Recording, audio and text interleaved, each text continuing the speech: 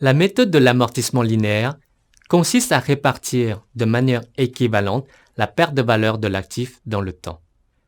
En d'autres termes, cela revient à amortir chaque année le même montant. Prenons l'exemple d'une entreprise de transport qui a acquis le 2 janvier de l'année N un minibus d'un montant de 200 000. La durée d'utilité de cet actif est estimée à 5 ans et au terme de cette période, la valeur résiduelle du minibus est considérée comme nulle. Dans ce cas très simple, sa perte annuelle de valeur est de 40 000 qui s'obtient en divisant la valeur du véhicule par sa durée d'utilité de 5 ans.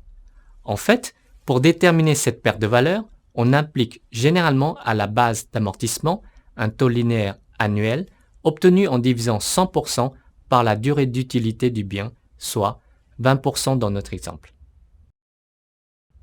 Ainsi, la première année N, l'amortissement annuel de 40 000 est obtenu en multipliant la base de 200 000 par le taux d'amortissement de 20%. La valeur nette comptable du matériel s'élève à 160 000 à la fin de la première année et ainsi de suite.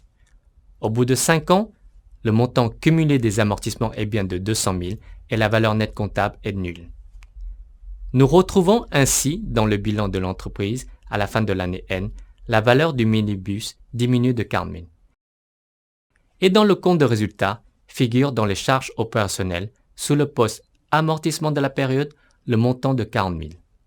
En N+1, l'extrait du compte de résultat est identique à celui de l'année N et la valeur du minibus a de nouveau perdu 40 000.